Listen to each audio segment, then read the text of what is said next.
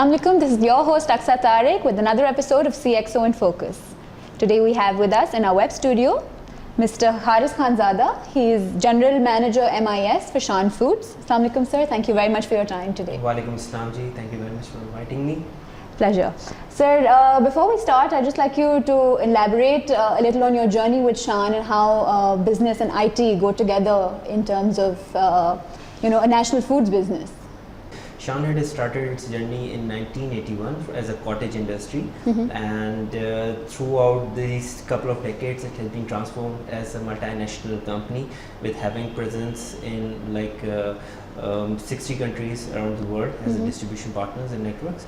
We have manufacturing facilities in Pakistan, in UAE, in Saudi Arabia and UK as well now, and mashallah, Shan has exponential growth rate over 35% a year, and company is still in the diversification and expansion mode. We have introduced various new brands, product range, and acquired other businesses as well. So this is the very a small kind of brief about the company. So how do the business concerns of a food business in Pakistan differ from those of any other vertical overall? Okay. Not only we, in fact the entire world is a food loving kind of people. So and Shan is having a true faith, and the vision what we have got is Shan is I would say it's a food brand with having a clear picture where we have to delight our consumers, and we never compromises in the quality, and that is what differentiates Shan with the other competitors. That's very true. तो हमने भी देखा है यहाँ से भी अगर कोई internationally जा रहा होता है, so there are always Shan के डब्बे कभी जाते हैं मसालों के, so that is it has gone internationally Okay, Shan, let me tell you, if you're talking about internationally, so we have clear-cut edge over the competition, and we have about 425 plus distribution partners around the world, including Pakistan. Okay. And now we have extended our manufacturing facilities in various parts. So can you elaborate on how crucial the role of IT is in promoting business expansion? Yes, absolutely. Over the years, what we have done, we have implemented business automated solutions systems in the company. We have connected all the warehouses, our distribution partners with our IT infrastructure through the virtual cloud in the company, and as on today all the warehouses, all the manufacturing facilities and the secondary sales distribution partners are connected with our head office, and they are working in the centralized environment. So this is how it works on. All the transactions are processing to real time, and I would say that through this what we have done is we have improved the efficiency and the transparencies within the organization.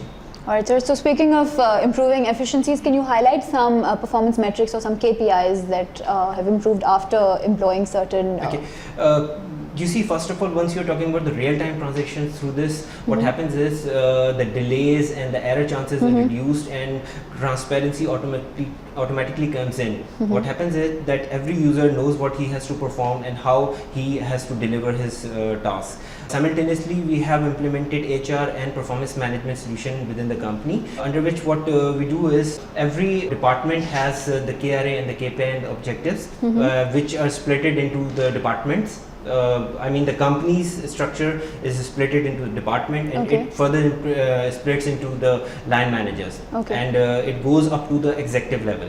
And at the time of evaluation, it revert backs. I mean, in order to achieve performance, every individual has to play. Every individual up to the executive level knows what are his KRAs and what are the KPIs in order to achieve that. And every job has its competency level, which individual has to achieve it. So this is how it works. All right.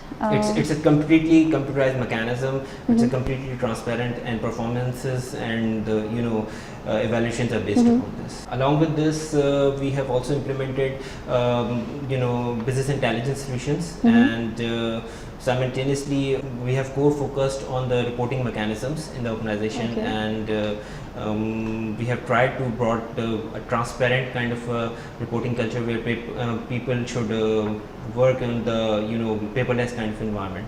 So how generally, there's a generalization that food businesses in the local industry might not be as IT friendly. So how do you think this generalization holds true for Shan Foods itself? What edge Shan has got is like we since last 4 or 5 years, our core focus into three things. One is change management, process establishment, and the transparencies. Process improvement is the most important thing what we are focusing on. We are consistently striving our people that they should learn and adopt new technologies. They should remain within the parameters what are defined. We have clear cut limit and access manuals which have been implemented in the organization, and we have implemented system compliance protocols in the organization, so people are bound to follow those, and systems are really restricting any anomalies and anything which is not allowed.